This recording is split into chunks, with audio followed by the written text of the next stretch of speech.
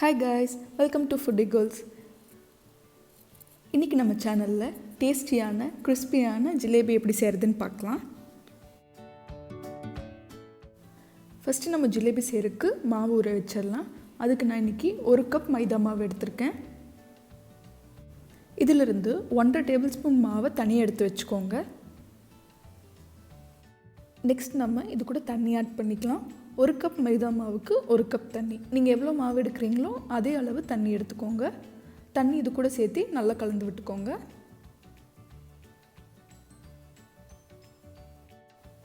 இந்த மாதிரி நல்லா மிக்ஸ் பண்ணதுக்கப்புறம் ஒரு ஸ்பூன் யூஸ் பண்ணி மேலே அப்படியே லைட்டாக மிக்ஸ் பண்ணுங்கள். இந்த மாதிரி பண்ணோன்னா ஏர் வந்து நல்லா நம்ம மாவுக்குள்ளே போய் ஈஸியாக ஃபர்மெண்ட் ஆகிரும்.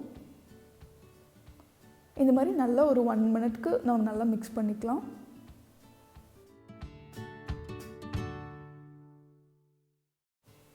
நல்லா மிக்ஸ் பண்ணதுக்கப்புறம் இந்த மாதிரி ஒரு லிட் போட்டு 12 ஹவர்ஸ்க்கு நம்ம இதை ஃபர்மெண்ட் ஆக விட்டுறலாம். 12 ஹவர்ஸ் கழித்து நம்ம செய்ய ஆரம்பிச்சுக்கலாம். இப்போ 12 ஹவர்ஸ் ஆகிடுச்சு. நம்ம இதை ஓப்பன் பண்ணி பார்க்கலாம். இந்த மாதிரி மேலே லைட்டாக வந்து வாட்டர் இருக்கும். அது வந்து ஃபர்மெண்ட் ஆனங்காட்டிக்கு எக்ஸ்ட்ரா வாட்டர் இந்த மாதிரி நிற்கிது. இது சேர்த்து ஃபஸ்ட் நம்ம மிக்ஸ் பண்ணிக்கலாம். நெக்ஸ்ட் இது கூட 1.5 டேபிள் ஸ்பூன் மைதா நம்ம ஃபஸ்ட்டு எடுத்து வச்சோம்ல, அதை வந்து இது கூட சேர்த்திக்கலாம். இது கூட சேர்த்து ஃபஸ்ட்டு இதை நல்லா கலந்து விட்டுக்கோங்க.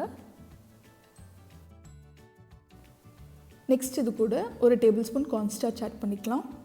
இதையும் சேர்த்து நல்லா கலந்து விட்டுக்கோங்க. நெக்ஸ்ட் இது கூட ஒரு பிஞ்ச் பேக்கிங் சோடா, கொஞ்சம் ஃபுட் கலர், ரெண்டையும் சேர்த்து நல்லா கலந்து விட்டுக்கோங்க. இந்த மாதிரி நல்லா மிக்ஸ் பண்ணதுக்கப்புறம் இது இந்த மாதிரி ஒரு கெச்சப் பாட்டிலில் ஊற்றிக்கலாம்.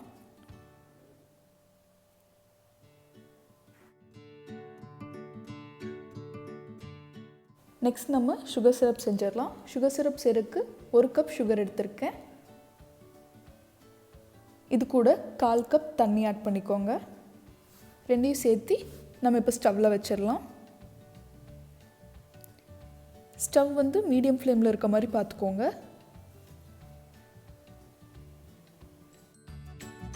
இப்போ சுகர் ஃபுல்லாக மெல்ட் ஆகி 1 ஸ்ட்ரிங் கன்சிஸ்டன்சிக்கு வந்துடுச்சு. இந்த மாதிரி ஆனதுக்கப்புறம் நம்ம ஸ்டவ் ஆஃப் பண்ணிடலாம். ஸ்டவ் ஆஃப் பண்ணதும் இதில் இமீடியட்டாக லெமன் ஜூஸ் ஆட் பண்ணிக்கோங்க. இல்லைன்னா சுகர் சிரப் வந்து ரொம்ப கெட்டியாயிரும். இந்த மாதிரி லெமன் ஜூஸ் ஆட் பண்ணி லைட்டாக மிக்ஸ் பண்ணிக்கோங்க. நெக்ஸ்ட் இது கூட கொஞ்சம் சாஃப்ரான் அப்புறம் கேசரி கலர் ஆட் பண்ணிக்கோங்க. ரெண்டுமே வந்து ஆப்ஷனல் தான், நீங்கள் ஆட் பண்ணலைனாலும் பரவாயில்ல. ஆனால் இதில் நீங்கள் கேசரி கலர் ஆட் பண்ணலைன்னா உங்களுக்கு ஜிலேபியில் அந்த கலர் வராது. இந்த மாதிரி நல்லா மிக்ஸ் பண்ணிவிட்டு நம்ம ஸ்டவ்லேருந்து இதை எடுத்து வச்சிடலாம்.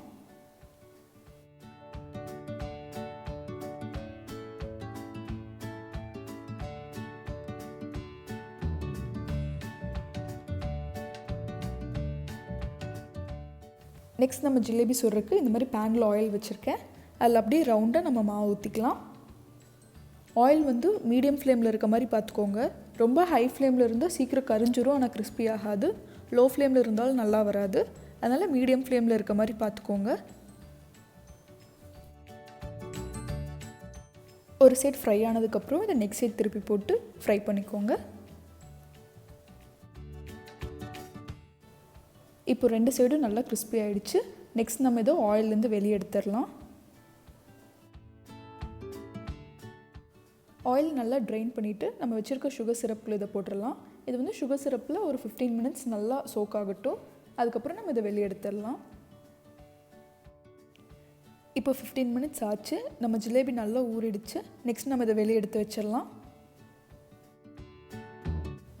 அவ்வளோதாங்க, நம்ம டேஸ்டியான கிறிஸ்பியான ஜிலேபி வீட்டில் இருக்க கொஞ்சம் இன்க்ரீடியன்ஸ் வச்சே செஞ்சுட்டோம். இந்த வீடியோ உங்களுக்கு பிடிச்சிருக்குன்னு நினைக்கிறேன். பிடிச்சிருந்தா லைக் பண்ணுங்கள், ஷேர் பண்ணுங்கள், அண்ட் நம்ம சேனலுக்கு சப்ஸ்கிரைப் பண்ணுங்கள். Bye bye, have fun.